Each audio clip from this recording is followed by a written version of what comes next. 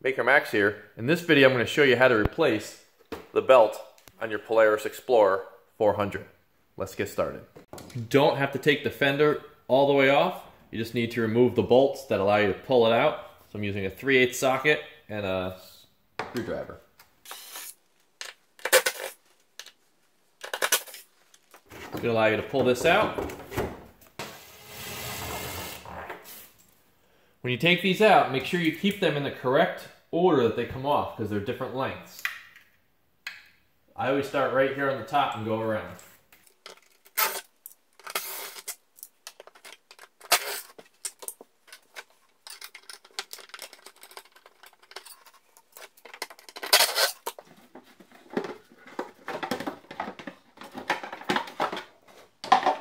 Stuff you want to check for. All right, there should be about 1.25 inch play here. Not sure what mine is. On the belt going around your driven clutch, this should be sticking up about 1/16 of an inch. Mine's a little low, so that means the belt's worn. You can also get a set of calipers and you can measure the width of your belt. According to the manual, the minimum width is 286 millimeters or 1 1/8 inches. All right, and then you can compare that to the width of a new one. All right, this is just over 30 millimeters. So let's take this belt off and we'll put a new one on.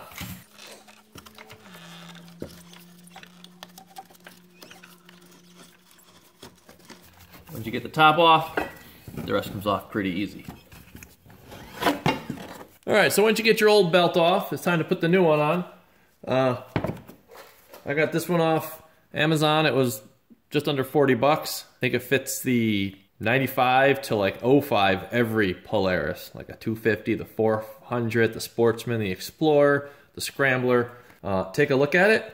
It'll have direction on it, which way it should run. This one doesn't, but they say if you can read the writing, then it's facing the right way. So I'm going to put it on the primary drive clutch first, and then just kind of push it over the top of the driven clutch.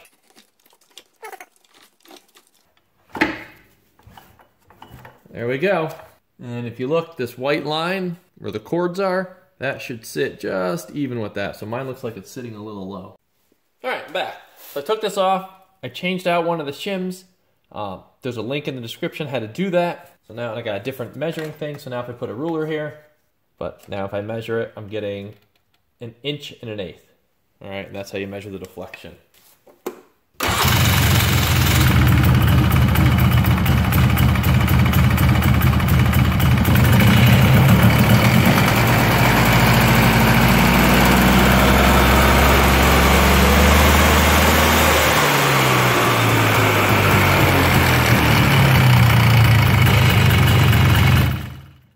So let's get the side cover back on and button it up.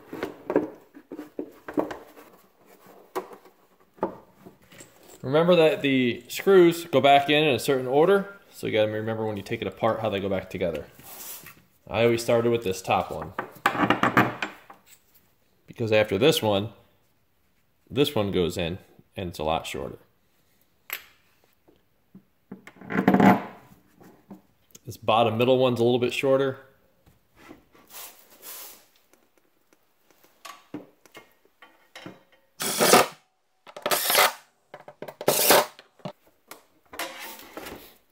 All right, let's button this back on and you're ready to go for a ride. Oh, and put some clamps up here. If you like this video, check out some other Polaris Xplorer videos I have. They should be popping up somewhere now. And you can check the description for some part numbers and where I got some stuff. Have a great day.